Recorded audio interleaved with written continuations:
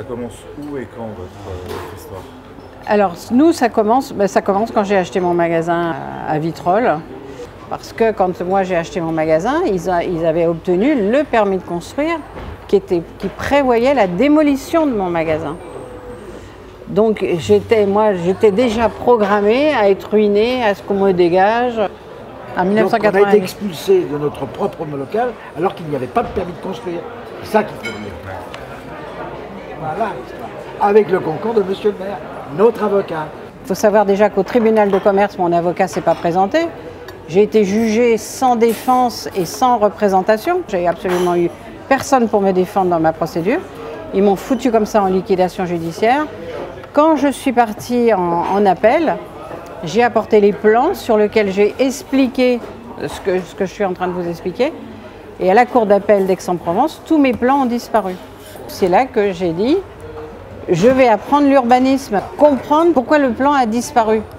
Donc j'ai acheté le code de l'urbanisme pour connaître, savoir tout le cheminement, comment on dépose un permis de construire, où il doit être enregistré.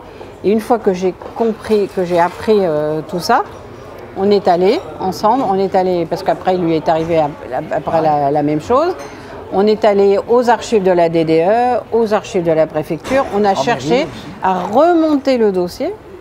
Donc c'est là qu'on a commencé l'association. Donc je me suis dit, on va faire des conférences et on va demander à d'autres personnes s'ils ont eu aussi des problèmes de beaux commerciaux avec d'autres enseignes. On a pu faire la démonstration que le problème de l'urbanisme commercial, toutes les enseignes en profitaient. Là, vous découvrez le poteau rose. Voilà, que c'est aussi bien Leclerc, Intermarché, Carrefour. On explique comment ils ont démantelé la loi. La loi, vous voyez, que les lobbies ont toujours fait de manière à ce que la loi ne soit pas applicable ou qu'on ne puisse pas l'appliquer. C'est la conclusion de notre travail.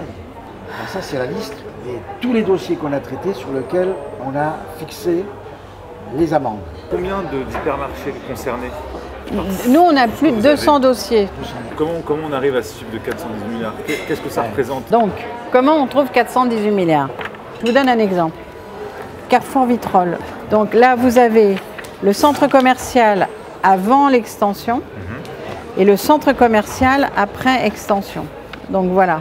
Cette partie-là a été construite avec une autorisation, mais toute cette partie-là a été construite sans autorisation de la CDAC et avec le fameux refus de permis de construire.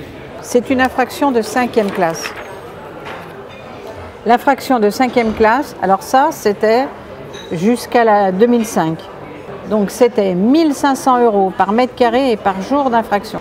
Et non seulement c'est une infraction de 5e classe, mais ensuite, ils doivent les saisir, ils doivent leur prendre tout ce qui est sur les surfaces de vente.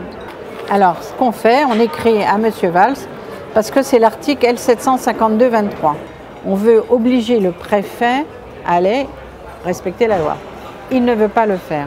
Alors, ça, c'est l'article de loi, mais après, vous devez avoir le décret d'application pour pouvoir l'exécuter. Et là, l'ancien décret d'application qui obligeait de le faire a été abrogé par Macron. Et c'est pour ça que notre avocat maintenant, il veut saisir la Cour européenne des droits de l'homme ou la Cour européenne de justice pour qu'on ait le montant, que la France dise le montant des sanctions qui doivent être infligées. En 2012, on est allé voir M. Brotte, président de la Commission des affaires économiques. C'est notre dossier. Hein. Je lui demande, oui, on a un dossier. M. Brotte, qu'est-ce que vous faites avec les 400? Comment vous allez faire pour aller rechercher? C'est la réponse, M. Dio. Il serait amoral d'aller les rechercher. Ne cherche pas, le législateur n'a pas mis les normes pour lutter contre l'abus de position dominante, parce que quand on dit l'abus de position dominante, c'est empêcher les autres à avoir des débouchés. À partir du moment où c'est eux qui bloquent tout le marché, il n'y a plus de débouchés. Il n'y a plus de débouchés pour les petits agriculteurs, il n'y a plus de débouchés pour les petits industriels qui ne peuvent pas être référencés. Il n'y a plus de débouchés pour les artisans, il n'y a plus de débouchés pour personne.